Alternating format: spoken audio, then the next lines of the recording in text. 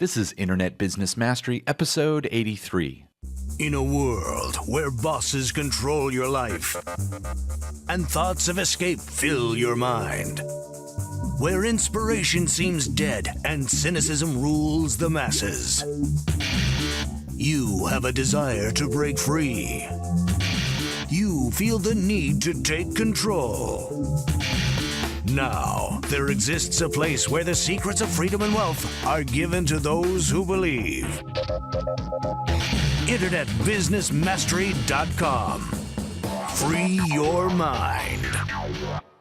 Hello and welcome to Internet Business Mastery Online at InternetBusinessMastery.com. I'm Sterling. And I'm Jay. And we're here to help you escape the 9-to-5 and live the lifestyle of your dreams by turning your life's passion into a profitable internet business, even if you're just getting started today. Now, in this episode of Internet Business Mastery, we're going to talk about how to make 2010 the best year ever. And in the quick tip, we're going to talk about the site we use to find and hire our new technical virtual assistant and a site we use to manage all our virtual assistants. Now, we'd like to remind you that if you'd like to get a jump start on creating your own profitable internet business using our proven formula, you can claim your risk-free trial membership to the Internet Business Mastery Academy by going to freeaudiogift.com. So, Jay, how's it been going lately? Well, as you've probably noticed, because I've bounced a few different things off of you, it's been an interesting week. I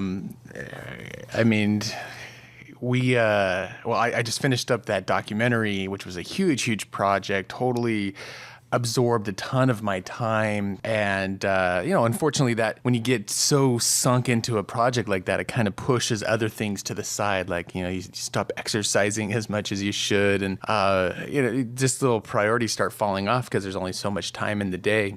And 2 or 3 times a year, I'd say that, and usually after finishing a big project like that, I kind of hit a wall a little bit with my motivation, and that's usually when I kind of notice that it's happening, because some things that I would normally really enjoy doing, all of a sudden I'm kind of like, I don't know if I'm so in the mood to do that, and then all of a sudden it dawns on me finally. It's like, well, wait a second, like that's what I supposedly enjoy doing every day. What's going on here? And so I kind of hit one of those walls in the last week, and that's the perfect time I've learned to take a step back. Well, let me say this. What I used to do is I used to then to try to bust through the wall. It was like I just felt like, well, I just got to put my head down and work harder and get more done. And, that just led to more burnout and usually some just more aimless anxiety. And so what I've learned to do, which I think is more effective over the last year or two, is that those are the moments where I have to stop and go, okay, let's reevaluate from the ground floor up. What am I spending my time on? Is that matching up with my definite major purpose? Is it matching up with my fulfillment factors? Is it matching up with what I really want in life? Am I overcommitting myself? Which is the chronic problem I always run into, is overcommitting myself, being too optimistic about how much I can actually get done, and I don't, filter out the ideas and the opportunities fast enough. So that's what I've been working on the last week, and it's not easy, and it definitely it was rough. A couple times, just like, I don't even want to think about this stuff anymore. But after kind of plowing through it for several days and talking to a lot of different people, my mastermind, talking to my wife, came up with some good ideas of how to kind of renegotiate some of the commitments and expectations that I've placed on myself, and focus on certain projects and maybe let a few other projects go. And thank goodness, kind of feeling better, which is a great time going into 2010 to feel that kind of focus and optimism about what's coming up. But it was a hairy week there for the last several days, but it's nice to come out the other end of it. And the other thing that I've learned is that's usually when all of a sudden, like, the coolest, best ideas and the coolest things start happening, is when you do plow through those. And I wouldn't say plow through those walls, because again, it's about being strategic, not about like putting your head down and plowing through it. It's sometimes about backing off and being strategic, and maybe, I guess, finding a different wall to climb, finding a different way around it, or whatever the case may be. But that's once you make it around, that's when usually the really, really cool stuff happens. So yeah, definitely. That's what's been going on.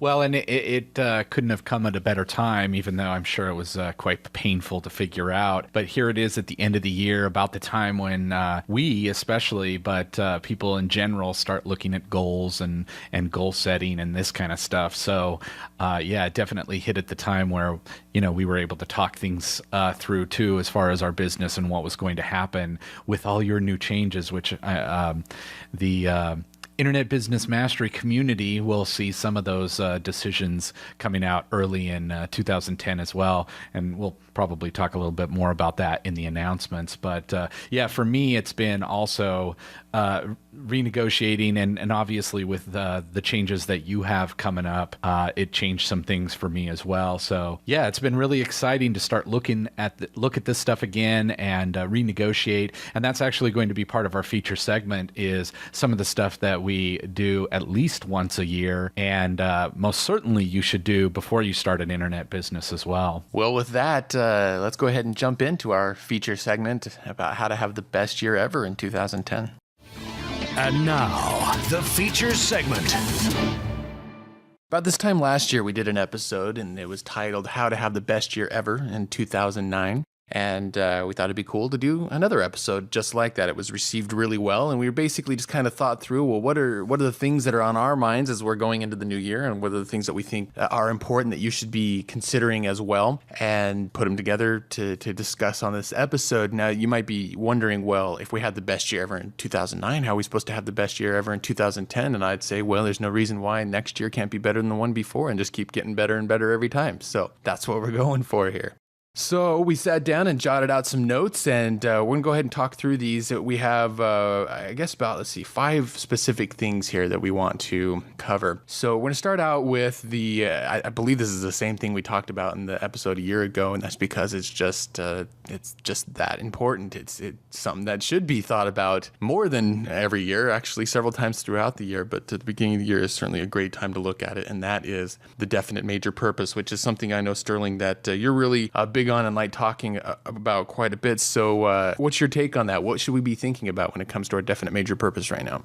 Well, I guess first I'm going to kind of define what that is. Sometimes when I tell people about my definite major purpose, they want to know exactly what I mean by that. And I'd say it represents kind of the central mission to your life right now. And it's kind of the definite major purpose is kind of the guiding reason for doing everything that you do. And I got it originally from Napoleon Hill, the author of Think and Grow Rich. And he says it's the thing that you desire most in life. And I kind of modified it for myself to be, that it's the thing you desire most to do with your life. Just a little bit of a distinction difference. And we actually even we have a chart that you can get to kind of help you figure out what your definite major purpose is. And you can actually get that at internetbusinessmastery.com/2010, the number 2010.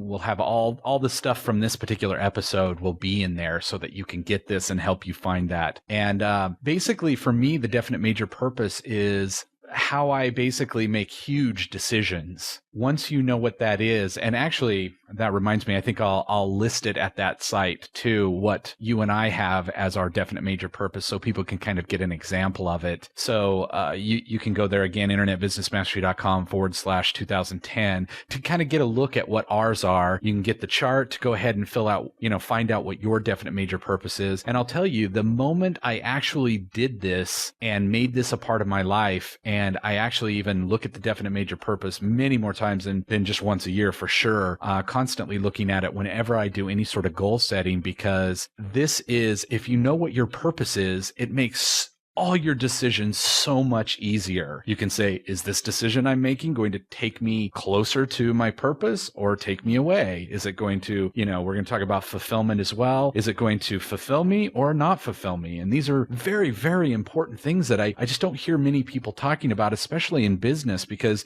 if you don't know what your purpose is, and you can have a bunch of different purposes and not know which way to go. Like some people go, oh, do you want a business just for money? And I'll tell you, if it was just for for the money, I don't think I would have the same level of enthusiasm, because you have to know what that means to you. What are you going to do with the money if you get money? You know, what does money actually mean? All these different things that you have to have in your mindset straight. It definitely helps with that to have a definite major purpose. Yeah, I mean, the day-to-day of life can definitely help, or not help, but actually hinder us by